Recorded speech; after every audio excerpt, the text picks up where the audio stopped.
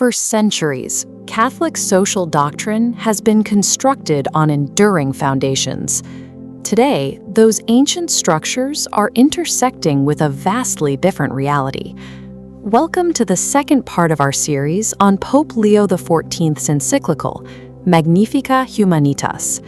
In Chapter 2, His Holiness characterizes Catholic social teaching as a living reality in dialogue with history.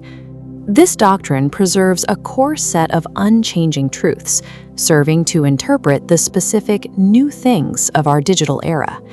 This foundational wisdom provides the framework for society to govern the novel realities of artificial intelligence. The encyclical anchors its social doctrine in the mystery of the living God. Because humanity is made in the image of a triune God, a communion of persons, we are designed for relationship, for sincere self-giving, and for connection with others.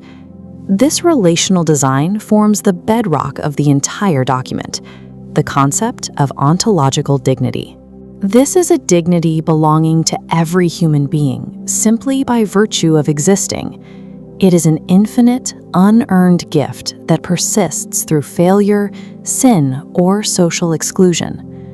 Pope Leo XVI directly confronts a modern ideology that threatens this concept, the premise that human worth is determined by efficiency or productivity. This mindset reduces individuals to a means to an end. It treats people as resources to be exploited or as harvestable data points. A technological system that evaluates a human being by what they produce, treating them as an instrument, violates their infinite worth. From that bedrock, the encyclical erects the first pillar of its ethical architecture, the common good. The common good represents the social expression of human dignity, demanding collective effort to achieve a benefit that transcends individual interests. The second pillar is the universal destination of goods. This principle traditionally ensures that the Earth's physical resources, like soil and water, sustain the entire human family. These are the essentials for physical life. This principle evolves as the nature of sustenance changes. Today, our survival and participation in society depend increasingly on knowledge and technical infrastructure. In Section 67, the text identifies these new essentials as patents, algorithms, digital platforms, technological infrastructure, and data. The encyclical warns that these digital goods are currently concentrated in the hands of a few tech monopolies. This concentration of digital wealth creates a new imbalance, widening the gap between those participating in the digital revolution and those left on the margins. Hoarding algorithms and infrastructure contradicts God's plan for the human family, which requires that these tools of progress be accessible to all. This leads to the third pillar, subsidiarity. Subsidiarity requires that decisions be made at the closest possible level to the people they affect. Higher authorities should support, rather than supplant, local communities. In the digital context, the primary threat to local agency comes from major technological actors exercising de facto power over the conditions of daily life. The text notes that these actors monopolize expertise and data, imposing processes in an opaque and unilateral manner from above.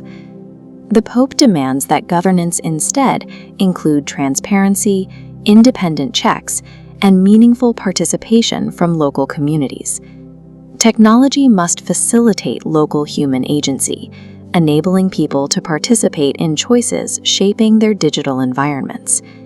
To counter digital isolation, the encyclical erects a fourth pillar, solidarity. Solidarity is the conscious recognition of our interconnectedness. It is the realization that the future of each individual is tied to the future of all. Global networks create a de facto solidarity of intertwined lives, but this only becomes a virtue when transformed into paths of mutual care. The final pillar is social justice.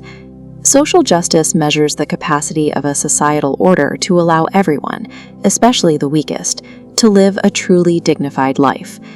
In the modern context, this requires dismantling the structures of sin that produce inequality, specifically invasive surveillance and automated prejudice. Marginalized groups are frequently penalized by opaque algorithms that perpetuate prejudice and discrimination through their hidden design.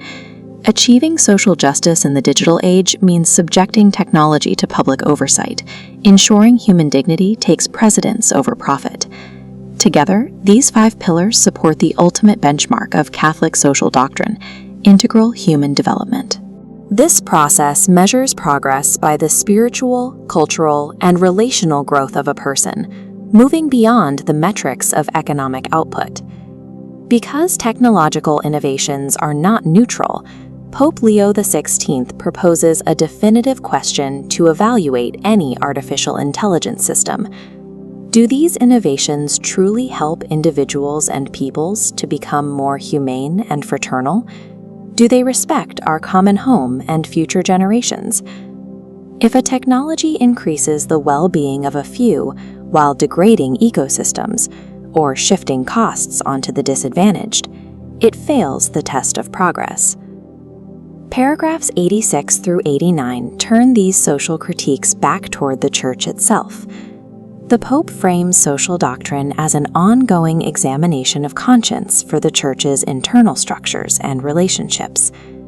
The Church is called to embody the common good through synodality, ensuring genuine participation, shared responsibility, and internal transparency.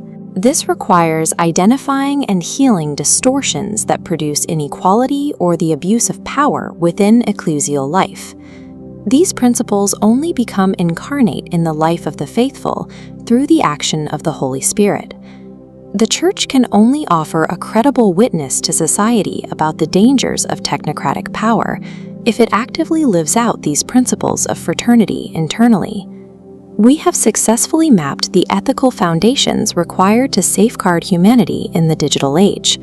In our next installment, we step into Chapter 3 to examine the technocratic paradigm and the specific promises and dangers of artificial intelligence. Thank you for watching.